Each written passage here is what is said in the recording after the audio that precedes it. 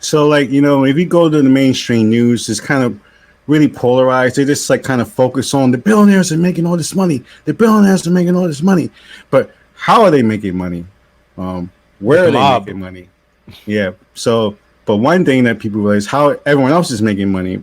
So I know probably a lot of our viewers, they might be working off an app or whatever, or trying to, and this is like the new world we live in, plus COVID.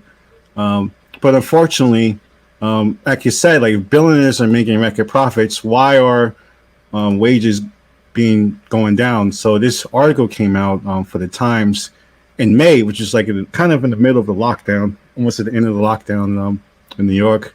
So it's kind of just showing this mass increase of like people signing up to work for different gig apps that just exploded. Amazon, of course, he's a quadrillion super millionaire. His name is in it, DoorDash, Uber Eats, all the evil people that you can think of. Their companies are making record profits, yet we have issues with people with food security and people not making enough money with the jobs, working tons of hours and not making enough money with the hours they work. So this is the situation we have right now in the United States, plus COVID-19.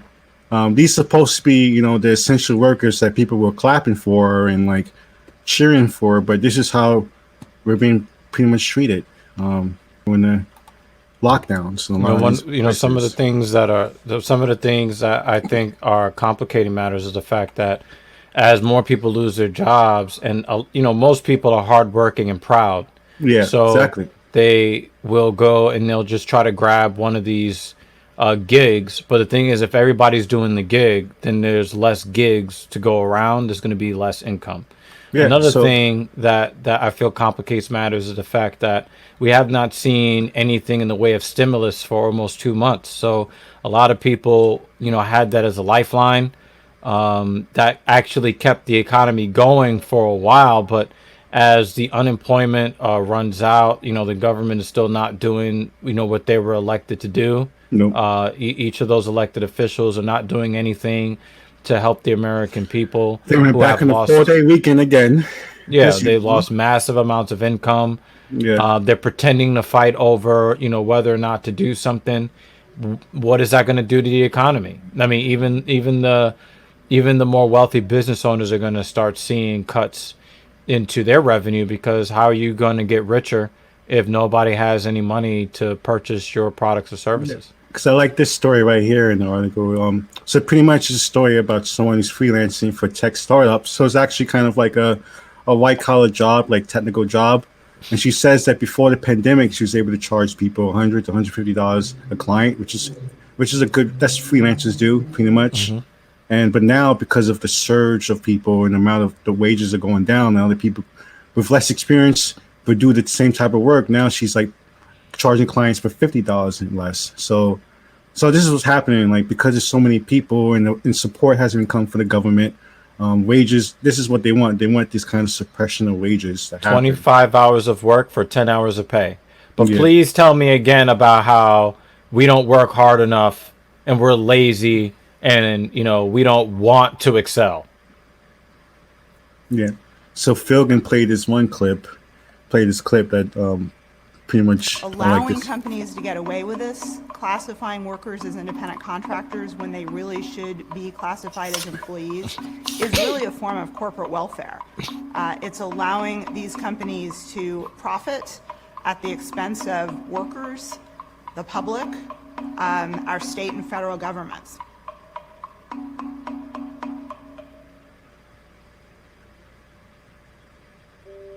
We've been seeing in recent years more and more companies that are trying to classify their workers as independent contractors rather than as employees.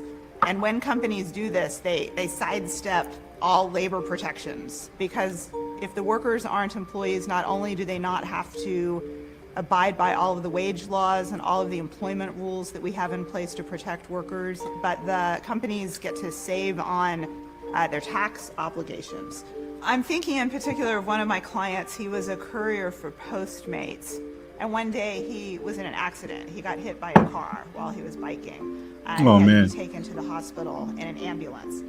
and then he was injured for his work for this company, but he didn't have health insurance through the company, and he wasn't even covered by workers' comp because he was classified as an independent contractor.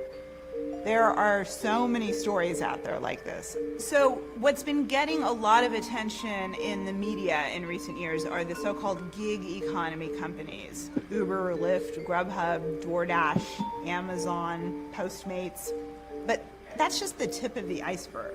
So many companies and so many industries are trying to figure out how to shoehorn their workers into this independent contractor status so that they don't have to worry about any of those wage rights, employment protections, workers organizing unions. I've been saying this for a long What we really need are clear time. lines and clear rules in order to enforce these rules and to ensure that companies are operating on an even playing field. Right now in you kind of seen like the before and after. Federal law, we have these multi-factor tests. The IRS has a 20-factor test. Other parts of the country have 10 or 12-factor tests for determining who's an employee and who's an independent contractor. And the problem is the more factors you have in these tests, the more it allows these companies to go in to court, hire high-priced lawyers, and make all these arguments about why these workers should be independent contractors. When we have more straightforward tests, clear-cut tests, like the ABC test that we have here in Massachusetts, which has recently been adopted by California, with that kind of more simple test, everyone can be on the same page. I am very concerned that unless we do something soon about these companies that are trying to upend all of the rules of the workplace, that in the coming decades, we will not have employment anymore in this country. So that ended very sad. And again, the great Chris Rock said a long time ago, when an employer pays you minimum wage, what they're telling you is, if they could legally pay you less, they would. And we're seeing that in today's gig economy with independent contractors. Yeah. But you know what's really fucked up, though, about this whole thing that I don't think people think about? Is the fact that independent contractors should make a whole lot more money than a regular wage employee because of all of the protections you don't get as an independent contractor. All of the other things that you would get, the benefits, the dental, the medical, the workers' compensation. Retirement. Right. Right. Like, since you don't get any of those things, yeah, the job, the nominal compensation is actually much higher than your normal employee. But what they've effectively done is they've gotten rid of the wages that belong to the independent contractor. They're giving them the nominal wages of an employee, but none of the benefits of the employee. Yeah. But again, please keep telling me about how 99% of Americans are just lazy and don't work hard enough. They're being exploited. Yeah, and then you have to think about other aspects of it. If you're like the help, because the healthcare system is broken. If you're like this a small business, whatever, buying healthcare packages for your employees, it's like you have to take a huge chunk of their salaries to pay for their health insurance, because the health insurance companies are just charging this absurd amount of stuff because the government is allowing this to happen. You have all these different aspects that forces so you have these huge companies who don't pay any taxes, don't do anything, and you have smaller companies who think when you're talking about these kind of issues, like you're talking about them. We're talking about them, exactly. We're talking about billionaire, trillionaire companies that. And then you have people like Louis Rossman and Uber who gets upset when we start talking about this kind of stuff, and it's like we're not talking about you. We're not talking about the. And the thing is, and again, like when I have conversations with Rossman, I always let him know, like, you're always jumping to the defense of the wealthy.